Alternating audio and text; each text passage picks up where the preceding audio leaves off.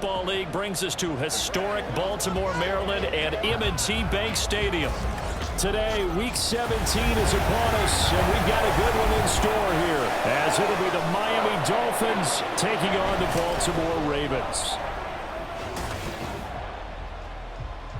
With Charles Davis, as always, I'm Brandon Gaudin. And Charles, you talk about storylines in this one. I think it begins and ends with our two quarterbacks, certainly two of the best in the business. And nowadays, I don't think you can get by for long periods of time without a top-flight quarterback. The way the game is played, with all the responsibility he has and how the game flows through him, if he's not on the top of his game, your team's not going to benefit it. Tagovailoa heading out to lead this Miami offense. If you ask coaches at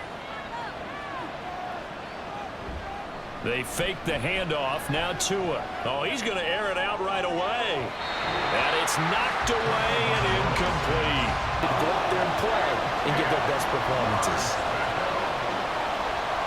Throwing is Tagovailoa on third down here.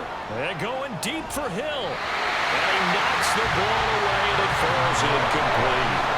So many times we see teams go on the road and want to lean on their running. Lamar Jackson trotting onto the field at quarterback, ready to lead this Ravens offense. And one of the keys is that the ground game has been established, and it's keeping the defense honest near the line of scrimmage. Sometimes that leads to huge games for him. Other times, he plays a complementary role to someone else. But however, he's getting... Second and 9. Brings up 2nd and 9. Jackson from the shotgun.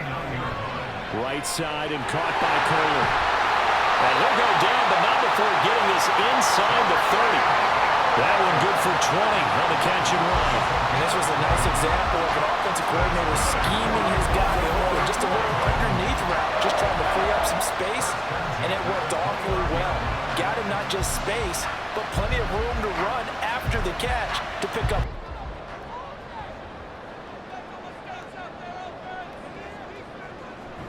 Play action. It's Jackson. Inside the 20 before he's brought down. Give him 10 that time, escaping the danger, running with it, and pick ground for the year. He's got to be thinking to himself, if I'm already at 500, what's to stop me from going for 1,000?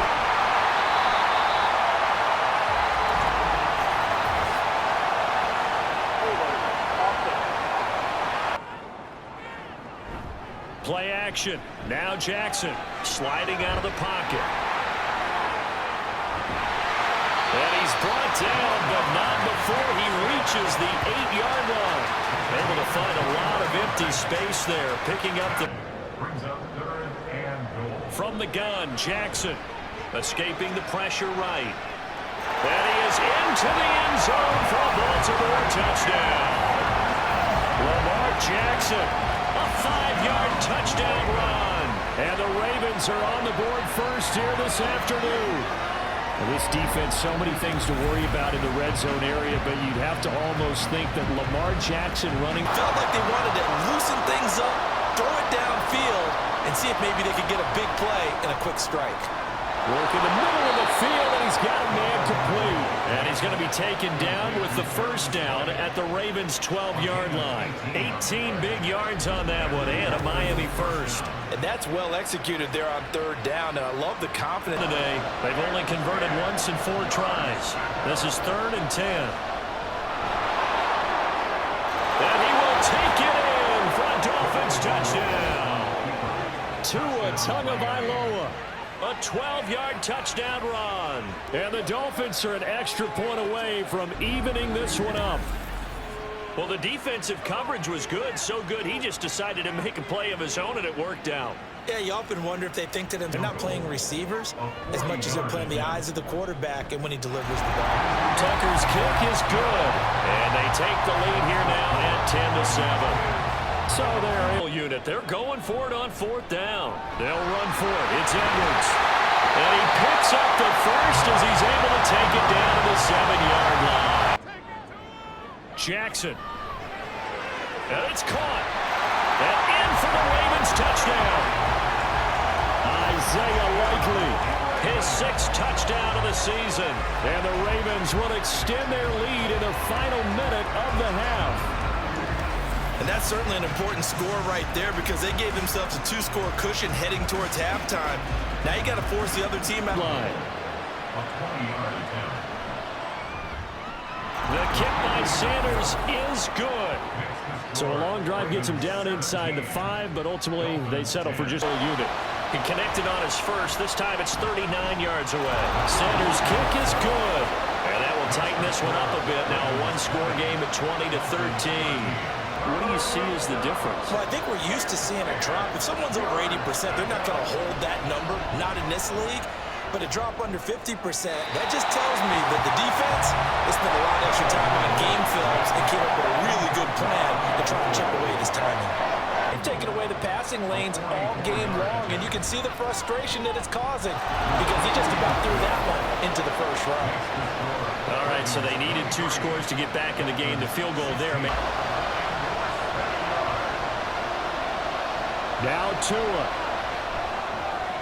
He's going to get that to his running back out of the backfield. And he is going to have the Dolphins first down. 3-yard pickup. Tua. Brings up 2nd and 7. This is caught by Waddle. And he's going to get out of bounds with the first. Here's 3rd and goal.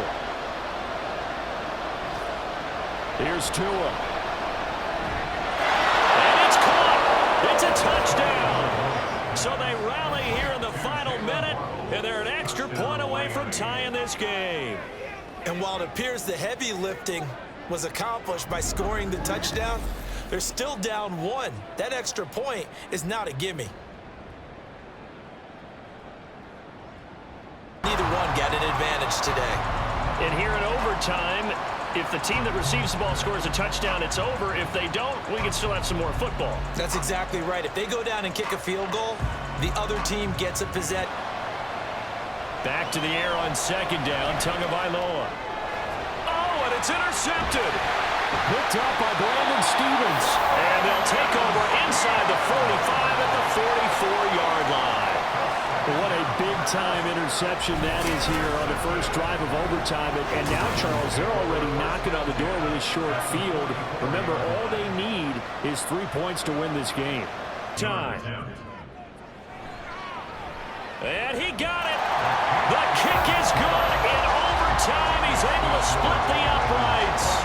And joy will reign in the Atlanta. And Charles, a very simple mission anytime that you play on your home turf, and that is to defend your home turf. And today, that mission was accomplished. Look, every offseason, every preseason, the head coach goes in front of the team and says, the mission for the season, defend our home field every time, split on the road, and we'll be in the playoffs. That's why defending the home field is vital. So for Baltimore...